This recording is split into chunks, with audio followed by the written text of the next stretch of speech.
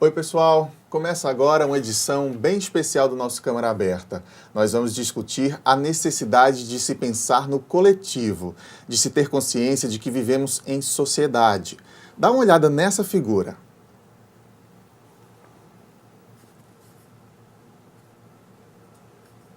Pois é, ela nos faz refletir sobre nossas atitudes, não é mesmo? E olha, o meio ambiente é só um dos pontos que precisamos estar atentos. Os seres humanos parecem estar perdendo cada vez mais a confiança uns nos outros, deixando o egoísmo falar mais alto, e isso não é nada bom para o nosso futuro. Eu garanto que vale a pena assistir a essa discussão. Aqui no estúdio estamos recebendo o cientista social e antropólogo Darlan Rocha. O Câmara Aberta está no ar.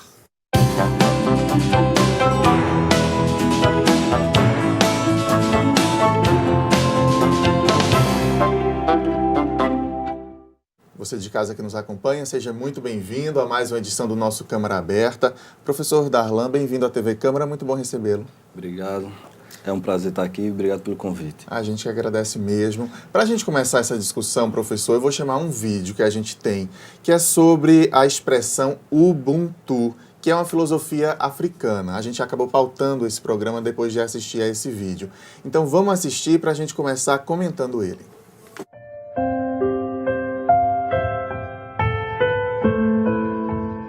Um antropólogo estava estudando os usos e costumes de uma tribo africana quando, ao final dos trabalhos, propôs uma brincadeira às crianças da região. Colocou um cesto cheio de doces embaixo de uma árvore e propôs uma corrida. E disse, olha, quem chegar primeiro leva o cesto. As crianças se alinharam prontas para correr e quando elas estavam prontas para correr, ele disse já. Todas deram as mãos e correram juntas até a árvore, pegaram o cesto juntas e comemoraram juntas. O antropólogo olhou curioso para aquela situação e uma das crianças olhou de volta para ele e disse, Ubuntu, tio. Como uma de nós poderia ficar feliz se todas as outras iriam ficar tristes? Ubuntu é uma palavra que representa uma filosofia e uma ética antiga africana que significa sou quem sou porque somos todos nós. Uma pessoa com Ubuntu tem consciência de que ela é afetada quando um semelhante seu é afetado. Ela sabe que o mundo não é uma ilha, que ela precisa dos outros para ser ela mesma. Ubuntu fala de respeito básico pelos outros. Ubuntu é compaixão, partilha, empatia. Ubuntu diz que ser humano é ser como os outros e que ser como os outros deve ser tudo. Tá aí, mensagem bacana demais lá do canal do YouTube do Tiago Rodrigo. Professor, a gente tem perdido essa filosofia que a Ubuntu explica no dia a dia, nas nossas relações. A gente tem, aparentemente, a sociedade, a humanidade tem vivido um individualismo muito grande, um egoísmo muito grande e estamos caminhando cada vez mais para isso. É isso mesmo? Duas coisas chamam bem a atenção sobre esse Ubuntu, né? Um é esse choque cultural, né? Que a gente tem N exemplos de antropólogos que tem choque, que concebem de uma forma o mundo e quando você vai perceber tem outro significado, outra simbologia, outras ações, né? É interessante a gente primeiro ressaltar essa questão de um processo de endoculturação, né? Que a gente já nasce, ninguém nasce bom, ninguém nasce ruim, ninguém nasce gostando ou odiando alguma coisa, né? A gente é induzido, conduzido, botando uma cultura para dentro, por isso a endoculturação. Então, esse processo é que a gente vai ter vários formatos e vários pontos de vista. Inclusive, essa concepção de ser mais individualista ou ser mais coletivo, né, mais comunal, isso está também no mesmo ambiente. Então, quando a gente pode pensar que nós estamos, nós quem? Seres humanos? Aí eu afirmo claramente que não, né? Então, se a gente tem no próprio Brasil, né, temos uma diversidade enorme de culturas, de concepções, inclusive a própria concepção de acúmulo de riqueza, né, do egoísmo, desse individualismo, a gente tem na mesma cidade esse choque, esses encontros, que esse é o grande desafio nosso, né, que a nossa nação está passando, já vem passando por algo, desde que se existe quanto nação, e hoje cada vez mais, é esse choque cultural, essas concepções. Então a gente pode ver que é possível também, se a gente detecta que a nossa nação, né, a nossa sociedade, ela está cada vez mais individualista, mas considerando que existem outros grupos que convivem com a gente na mesma cidade, na mesma rua, né, ou nos lugares onde a gente tem os espaços de lazer, a gente percebe que existem possibilidades e não pode dizer assim, por exemplo, o Brasil está cada vez mais individualista nesse sentido, né? Senão a gente acaba generalizando e desconsiderando essa diversidade. Ao mesmo tempo, entendendo que esse processo de endoculturação, ele vai, a partir do momento que a gente nasce, a gente cresce e vai aprendendo como ser e como ver o mundo, então a gente também tem uma esperança grande, né? Basta a gente perceber o que a gente está fazendo com as novas gerações, com os novos seres, né, que estão vindo para habitar junto com a gente. E essa reação já existe, como você deixa claro, por parte da sociedade que entende o mundo de maneira diferente, é isso? Sim, existem grupos que são mais individualistas, né, pelo processo de modernização, de urbanização, por um processo de cultura, né, dessa endoculturação mesmo, que crianças que são criadas com o rei na barriga, como popularmente é dito, né. Mas a gente também tem outros grupos que convivem no mesmo espaço, em universidades, na escola, no shopping, na rua, na feira, que tem outra concepção, né? Então, por exemplo, você tem algumas comunidades tradicionais, né? Comunidades quilombolas, comunidades indígenas, que são outras concepções, outras formas de viver, né? Muitas vezes utiliza os mesmos objetos, as mesmas matérias da gente, mas o símbolo e o significado, o sentido que se dá ao que é uma roupa, ao que é um celular, ao que é uma TV, é diferente da nossa. Então, essas comunidades estão em convívio, né? Então, a gente tem uma diversidade grande, ou seja, vários pontos de vista ou vários ângulos, né, sobre o mesmo contexto. Há obstáculos, professor, para se tentar conscientizar as pessoas dessa necessidade de se pensar no coletivo. O fato de sermos uma sociedade capitalista talvez seja o maior desses obstáculos? Não sei se o maior, mas é o mais evidente, né? Então você vê... Porque a gente é criado para ter e não para ser, não é isso? Inclusive a própria concepção de trabalho, né? Tem um vídeo bem interessante de um filme que ele começa uma descrição sobre o mundo moderno, que ele vai falando assim, às 7 horas, essas pessoas se levantam, às 7h30 tem que trocar a roupa, e às 8 e se deslocar para um outro espaço. Então você tem um espaço, uma roupa em um espaço e uma vestimenta em outro espaço, que seria o trabalho. E às 8 horas você tem que parecer que está ocupado, por mais que você não esteja, né? E aí você percebe que essa concepção, né, do trabalho, de produzir, de consumir, isso sim a gente é aprendido, né? E aí você tem várias formas de educação, mas uma educação bancária, como a gente classifica, né? A educação bancária é isso, você já cresce, nasce e cresce aprendendo a acumular, a ser teu, né? A você produzir e você conseguir aquilo que é seu mérito, né? Não é o nosso mérito, não é você entrar em comunhão e conquistar as coisas em conjunto. Então você tem essa concepção, sim, que é uma ideia bem capitalista, né?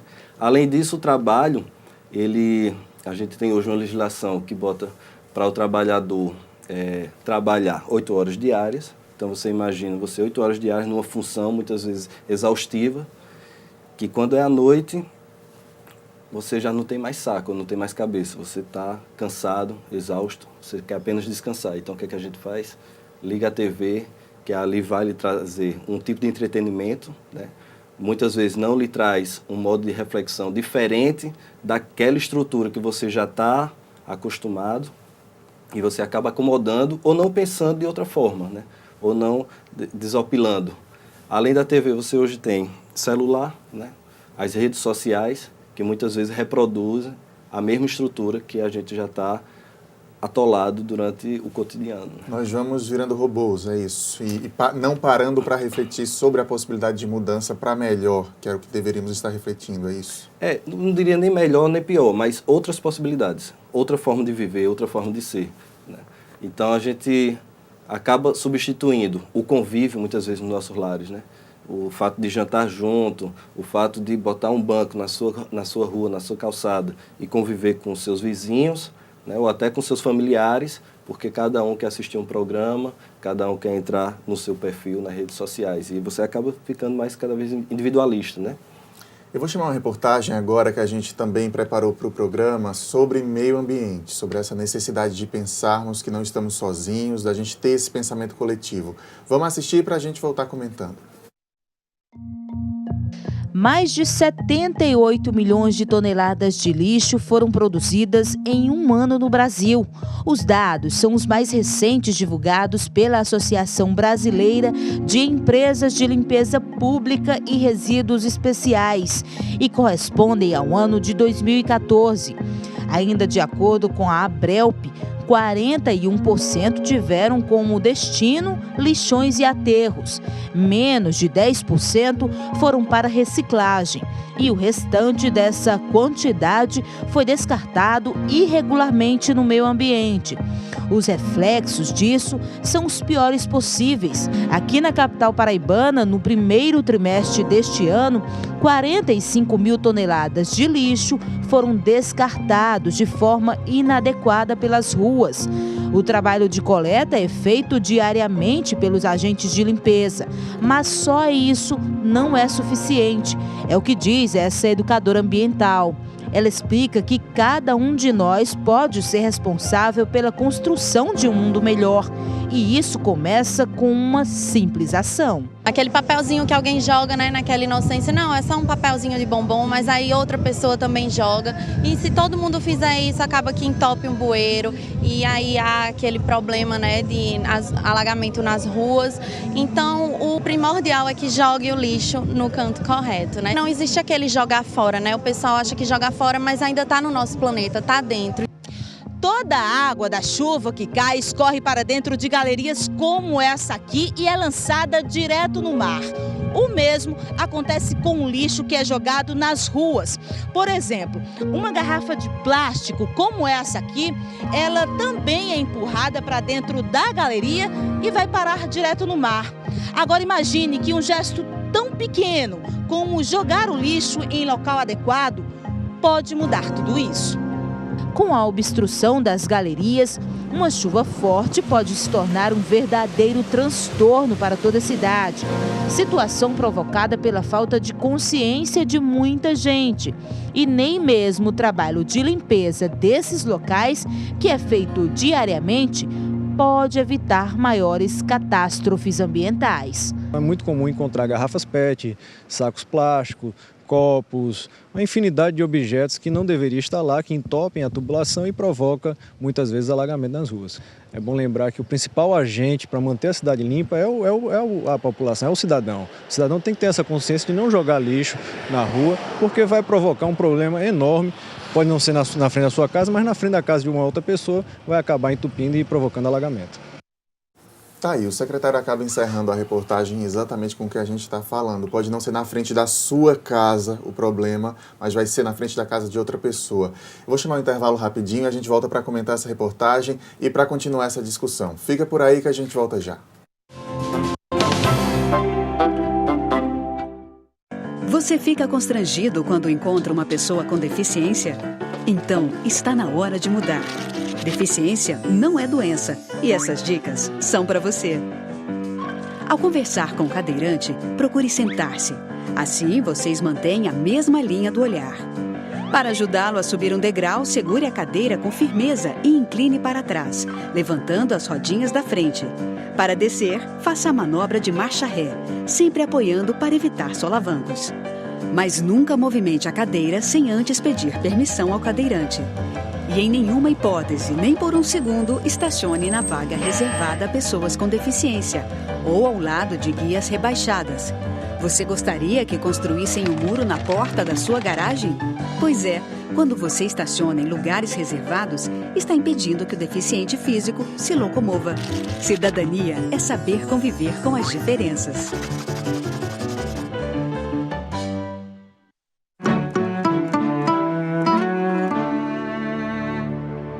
Hoje eu resolvi cantar pra essa cidade que resolveu morar em mim e que me faz bem ver o sol nascer na mão, no mar, na areia, sentir o sonho ao acordar.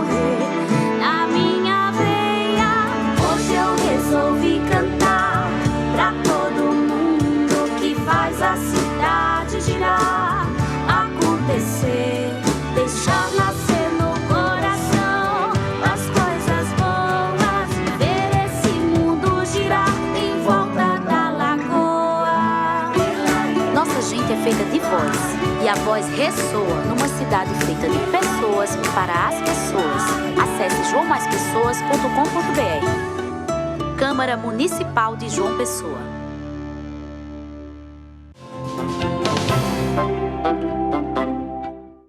O Câmara Aberta está de volta hoje com uma discussão sobre a necessidade de pensarmos no coletivo, de entendermos que vivemos em sociedade e o que prejudica alguém também nos prejudica. Nosso convidado é o cientista social e antropólogo Darlan Rocha. Professor Darlan, a gente assistiu a matéria sobre o meio ambiente no fim do primeiro bloco. É a mesma situação que a gente vem discutindo, né? O que eu produzo de lixo vai atingir alguém se eu não descartar da maneira correta, se eu não tiver orientação para isso. E é dessa falta de orientação que a gente às vezes não consegue modificar o pensamento? É da falta de educação, é da falta de oportunidades de acesso a essa educação? É uma falta de conscientização, né? Isso é bem fundamental a gente entender que nós somos, antes de tudo, animais, né? E o ser humano, ele acabou sendo um processo, né, de cultura, diversidade cultural, dos choques culturais, e principalmente nesse modelo capitalista, a gente acaba esquecendo essa dimensão da natureza, né, da natureza humana. Aí sim, a natureza humana enquanto animal, né? Então, se a gente perde um pouco essa noção, a gente também desconsidera que estamos no meio ambiente, ou seja, tudo está interligado, né? Um pouco daquela teoria do caos, né? Que o voo de uma borboleta de um lado do mundo pode provocar uma catástrofe, né, do outro lado. Então, a gente acaba tendo uma desresponsabilização em relação à própria natureza, ao meio ambiente, que isso acaba nos atingindo porque nos colocamos diferente ou alheio à responsabilidade ambiental, né? Como se a natureza, ela por si só, ela tivesse uma responsabilidade por ela, que ela se recupera de tudo, e a gente não se coloca como mais um elemento dentro desse meio. Responsável, inclusive, por esse meio. Exatamente. Que aí vem duas características. Um é o individualismo, né, que contrapõe a ideia de individualidade, né? O individualismo é aquela ideia de que eu só penso em mim, né? Eu vou fazer só o que me cabe. Inclusive esse jeitinho brasileiro, esse costume brasileiro de jogar o lixo na rua, né? A gente não vai jogar lixo aqui no estúdio, a gente não vai jogar lixo dentro de um trabalho ou dentro de casa, né? Mas é comum as pessoas pegarem o lixo dentro de casa, vai até a sua porta e joga. Inclusive nem na sua calçada, né? De preferência do calçamento para lá. Então você se desresponsabiliza disso. E a rua não sou eu, né? Imagina o meio ambiente, eu não sou parte dele. Individualidade é uma outra concepção de que se respeita o indivíduo, se respeita o espaço individual, mas cada um, individualmente, tem uma consciência desse todo, né, desse aglomerado, uma concepção mais holística, que inclusive a modernidade nos fez desconstruir essa ideia holística, né, enquanto sociedade moderna. Então, você tem um espaço para trabalhar, você tem um espaço para comer, você tem um espaço para rezar dentro da nossa sociedade, e o holismo seria justamente o oposto, né? A gente não vai separar o que é isso, né? Você é um ser humano, que você é um ser humano em todos os espaços, a mesma coisa, né? A mesma pessoa, o mesmo ser. E não dentro do trabalho você é apenas uma função e você deixa de ser aquela pessoa que pensa, tem ideologias políticas, né? Tem gostos culturais. Então, essa dimensão de individualidade ela está cada vez menos comum, mas também a gente tem um movimento, principalmente movimentos jovens, que vem buscando cada vez mais essa individualidade, né? Se colocando dentro de um contexto maior, ambiental, consciente disso, mas também querendo seu espaço e o seu direito, né? Os direitos individuais que se começa a se discutir aí, principalmente nos movimentos sociais mais recentes, né? Essas mudanças culturais, elas vêm, imagino eu, professor, ao longo de gerações mesmo, né? Tem que ser da criança que foi sendo criada ali com conceitos diferentes, que ela vai conseguir lá no futuro a gente ter um mundo diferente, né? É por aí que passa. Leva décadas, então, pequenas mudanças, né? Sim, décadas, talvez até séculos, né? Para a gente conseguir isso. Mas o mais interessante é a gente pensar a cidade, né? Como esse aglomerado, esse espaço ambiental, né? Muitas vezes não é tão natural, é mais construído, é mais humano, é mais cultural, uma construção de interferência humana, mas que esse espaço é que ele acaba aglomerando todas as outras comunidades, todas as outras culturas dentro desse contexto, né? Então, enquanto citadino, a nossa ideia seria o quê? Agregar ou dialogar e principalmente conhecer mais essas outras culturas, né? Aproveitar essa diversidade cultural e não ficar apenas de um modo, como a gente tem a indústria cultural que nos mostra um modo de pensar, né? O que consumir, o como consumir e principalmente consumir, né? Então você tem dentro do seu meio, do trabalho, da rua, a gente tem esse convívio dessa diversidade cultural que a gente, nesse contato, nessas conversas, no diálogo, na convivência, a gente vai aprendendo a pensar e a agir diferente também. Professor, eu vou pedir agora para rodarem umas imagens do presidente Barack Obama, do presidente dos Estados Unidos, enquanto a gente vai comentando a atitude dele. Vou pedir para soltarem aí as imagens, por favor. A gente tem duas situações do presidente Barack Obama. Essa que a gente está observando, ele vai passar ali sem cumprimentar aquele guarda e depois ele volta para fazer esse cumprimento. Vamos observar a atitude do presidente. Ele percebe, talvez, tenha esquecido e desce novamente do helicóptero para cumprimentar ali um guarda. Essa é uma das situações que a gente separou do presidente Barack Obama. E a gente tem outra situação também que eu vou pedir já para rodarem na sequência, que é o presidente agora chegando de helicóptero durante uma chuva e ele acaba aguardando ali algumas possíveis funcionárias, acredito eu que funcionárias, alguém da equipe dele, para que ele dê essa carona embaixo do guarda-chuva, digamos assim. Vamos ver. E aí, professor, eu quero lhe questionar de duas maneiras. Primeiro, a importância de figuras públicas darem gestos de humanidade, gestos de gentileza. Esse é um dos questionamentos. E o outro que surgiu durante a nossa discussão na redação, por parte da equipe, é que a nossa primeira reação, ou pelo menos da maioria das pessoas, é de que são gestos planejados, é um marketing, ele sabia que estava sendo filmado, fotografado, então ele fez isso de propósito, né, com algum interesse por trás. Então eu queria que o senhor comentasse essas duas situações. Primeiro, por que essa nossa tendência de achar que o outro tem sempre algum interesse por trás, de não confiar na possibilidade do outro ser gentil, na possibilidade do outro ser bom? A inversão de valores, né? Então você parte do pressuposto que o outro já é culpado, né? E ele tem que provar que ele é inocente, né? Não que ele é inocente até que se prove que ele é culpado. Essa inversão de valores é algo mais recente, principalmente aqui no Brasil, justamente por esse individualismo, né? Essa competição, esse modo de você estar sempre competindo, né, com o outro, um espaço ou um lugar ao sol. A gente também tem essa ideia do Obama, que, se a gente for parar para pensar, não é uma atitude extraordinária, né? Talvez tenha chegado a ganhar uma repercussão maior porque é Obama, né, o presidente dos Estados Unidos, que é mais um presidente de qualquer um país, né, de mais um país, e é mais uma pessoa. Mas é justamente isso, esse individualismo que a gente acaba desconstruindo, né, a individualidade, perdão, que a gente acaba desconstruindo e percebendo que aquele ali é o presidente. Ele deixa de ser um ser humano, ele deixa de ser o Obama, né? Porque ele, enquanto ser humano, essa seria uma atitude mais comum, né? Ou a mais sensata a se fazer.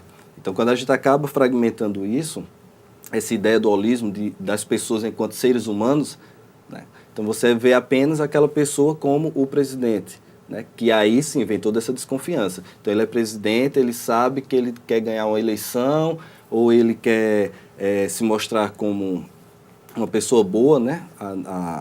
Para o mundo, né? Através de uma filmagem, e você esquece também que ele é um ser humano. Não estou dizendo que ele fez isso de forma inocente ou que ele fez isso de forma intencional para fazer um marketing, né, pessoal.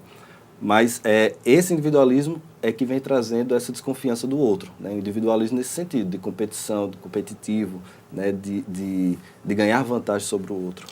Professor, para eu reforçar a outra pergunta que eu tinha feito, deixa eu pedir para soltar imagens também do Papa Francisco. A gente tem 2 exemplos, que a gente tem 2 minutinhos só, mas dá tempo de comentar.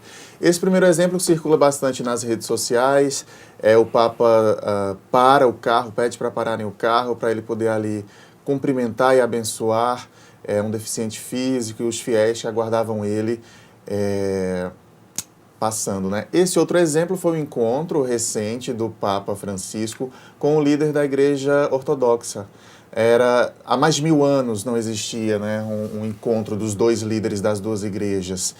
E aí, só para a gente finalizar, qual a importância de figuras públicas, professor? Dar exemplos como esse, por mais que a gente saiba que é um ato político, que sim, ele quer passar um recado ali para o mundo, é intencional aquilo, mas qual a importância disso? A importância é justamente essa interferência, né? Assim como esse processo, desde criancinha, que a gente vai aprendendo a ser e ver o mundo de uma forma, até a nossa morte, a gente continua aprendendo a ser de determinada forma. Inclusive, só queria destacar esse vídeo aí do Papa, esse último, né, do encontro, porque é uma demonstração de tolerância religiosa, coisa que hoje a gente está muito carente, né? Inclusive aqui mesmo, em João Pessoa, por exemplo, quando o pessoal tira as mãos e a cabeça de Iemanjá ali no Cabo Branco, né? Uma atitude dessa, logicamente, que não vai atingir todas as religiões, mas pelo menos para os católicos ou aquelas pessoas que admiram esse Papa enquanto figura política, né, simbólica, ele já traz uma reflexão dessa tolerância, né, do respeito ao outro. E entendendo isso, a gente de forma holística, que nós estamos dentro do meio ambiente e estamos juntos, né, somos seres humanos. Tá ótimo, professor Darlan. A gente já precisa encerrar. Ficaremos o dia inteiro aqui discutindo o assunto, que é muito bom. Muito obrigado por ter vindo mais uma vez e portas sempre abertas aqui para a gente continuar essas discussões. Eu que agradeço e parabenizo aí a iniciativa. A gente agradece mesmo. O Câmara Aberta de hoje termina agora, mas pela internet a gente está sempre em contato com você. Pelo Facebook ou pelo YouTube, o nosso endereço é o TV Câmara JP. Muito obrigado pela companhia em mais esta edição e a gente se vê na próxima semana. Até lá.